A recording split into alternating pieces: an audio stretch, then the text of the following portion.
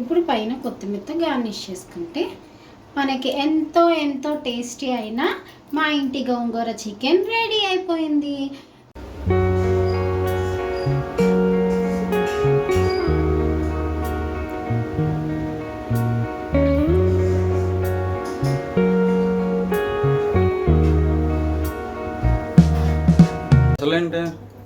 ఈరోజు సండే కదా, సండే అంటేనే స్పెషల్. సో ఈరోజు అయితే మన ఇంట్లోని గోంగూర చికెన్ ఉండబోతున్నాం. దానికోసం అయితే గోంగూరని మొదటిగా శుభ్రంగా వాష్ చేసుకొని ఇలా మనం వాటర్ వేసి గోంగూరని అయితే మనం కాస్త కొంచెం సేపు మగ్గించుకోవాలి, కొంచెం దగ్గరగా అయ్యే వరకు. ఫస్ట్ మనం వండి పెట్టుకొని అందులో 3 నుంచి 4 చెంచాలు ఆయిల్ వేసుకోవాలి. అందులో ఆయిల్ హీట్ ఎక్కాక ఉల్లిపాయ ముక్కలు వేసుకోవాలి. ఒకసారి కలిపేసుకోండి.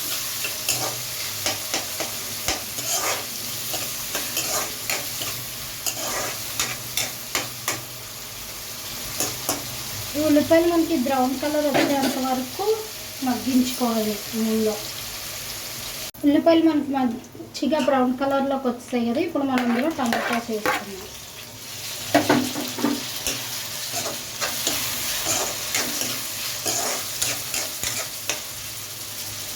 మనకి టమాటాస్ కూడా మంచిగా మగ్గిపోయే వరకు మగ్గనిద్దాం.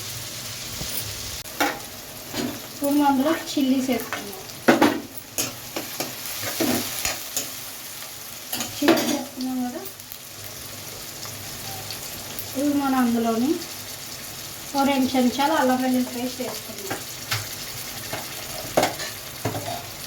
అల్లం వెల్లుల్లి పేస్ట్ పచ్చివాసన పోయేంత వరకు మనం వేగించుకోవాలి.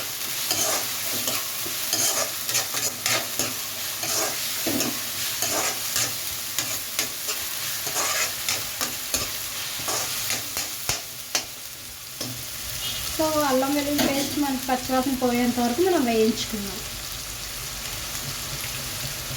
ఇంకా మనకి వేగింది కదా అల్లం వెల్లుల్లి పేస్ట్, పచ్చివాసన పోయింది కాబట్టి అందులో మనం చికెన్ వేసుకుందాం. శుభ్రం చేసుకొని పెట్టుకున్న చికెన్.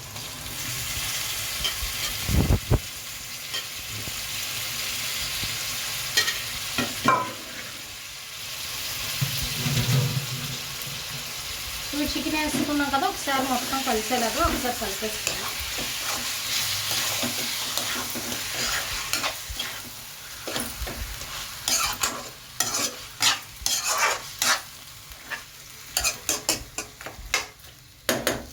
ఇప్పుడు మనం చికెన్ కూడా వేసుకున్నాం కాబట్టి చికెన్ కొంచెం ఫ్రై అయినంత వరకు మనం మూత పెట్టేసుకుందాం.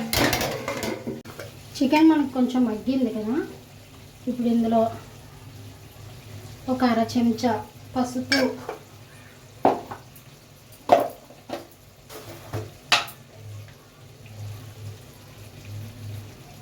ఒక 2-3 చెంచాలు కారం. కారం మీకు ఎంత కావాలనుకుంటే అంత వేసుకోవచ్చు. సాల్ట్ రుచికి సరిపడా. సాల్ట్ వేసాం కదా, ఒకసారి కలిపేసుకుందాం.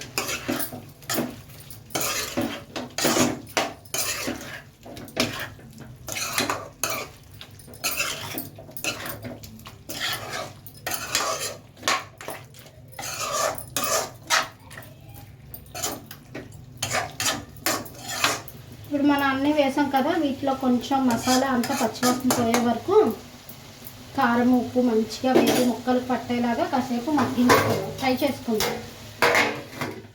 మనకి వీడియో స్టార్టింగ్లో నేను చూపించాను కదా గోంగూరని ఇలా మగ్గించుకోవాలి వాటర్ వేసని. దాన్ని గోంగూర కొంచెం మనకి మగ్గాక కొంచెం మిక్సీలోని కచ్చాబచ్చాగా మనం ఇలా ప్యూరీలా చేసి ఉంచుకోవాలి. మనకైతే చికెన్ కొంచెం ఉడికాక కొంచెం ఫ్రై అయ్యాక అప్పుడు మనం ఈ పేస్ట్ని మనం అందులో వేసుకుందాం. మనము మధ్యలో ఇలాగా ఒకసారి మూత తీసి కలుపుతూ ఉండాలి. ఎందుకంటే మనకి చికెన్ కిందన అడుగు అంటుకోకుండా మాడిపోతుంది కదా, మనకి అడుగు అంటుకోదు. సో మాడిపోకుండా మధ్యలో మూత తీసి ఒకసారి కలుపుతూ ఉండాలి.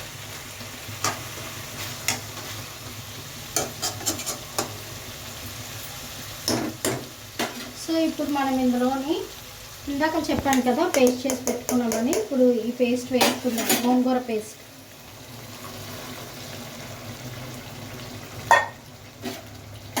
ఇంకా గోంగూర వేసుకున్నాం కదా, ఒకసారి మొత్తం కలిసేలాగా ఒకసారి కలిపేసుకున్నాం.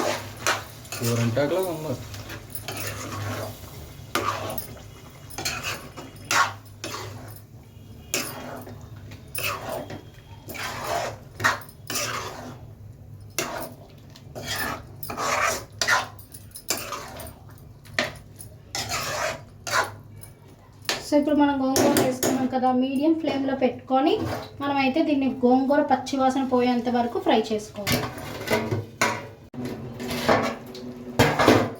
మనకి ఇలా గోంగూర అంతా దగ్గర అయింది కదా,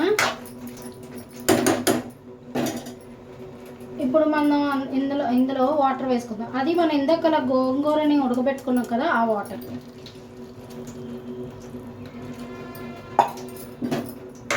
సో ఒకసారి కలిపేసుకుంటాం. ఆ వాటర్ వేస్తే టేస్ట్ వస్తుంది. ఆ పులుపునేసి ఆ ట్యాంగీనెస్ అందులో ఉంటుంది కదా మంచిగా వాటర్లో. సో ఆ వాటర్. సో ఇప్పుడు మనకి ఉప్పు కారాలు సరిపోలేదో ఒకసారి చెక్ చేసుకోవాలి.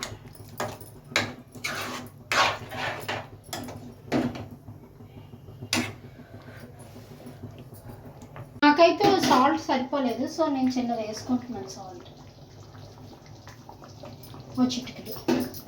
సో ఇప్పుడు మనం సాల్ట్ వేసుకున్నాం కదా, ఒకసారి మొత్తం కలిసేలాగా ఒకసారి ఫ్రై చేసుకున్నాం, కలిపేసుకున్నాం. సో ఇప్పుడు మనం ఈ మంటలో మీడియం మంటలోనే ఉడికిద్దాం. ఇప్పుడు మనం గరం మసాలా వేసుకున్నాం.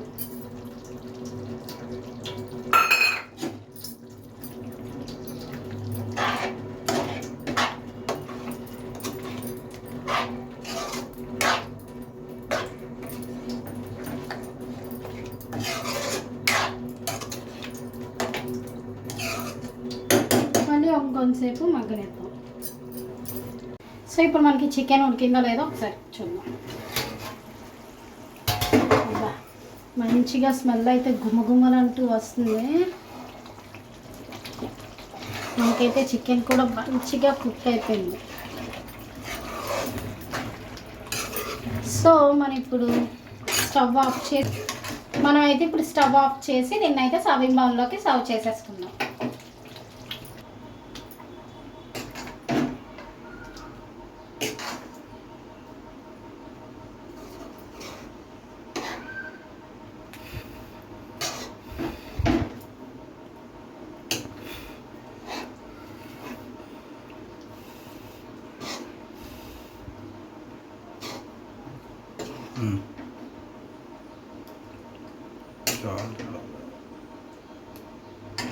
ఇప్పుడు పైన కొత్తిమీరతో గార్నిష్ చేసుకుంటే మనకి ఎంతో టేస్టీ అయిన మా ఇంటి గోంగూర చికెన్ రెడీ అయిపోయింది.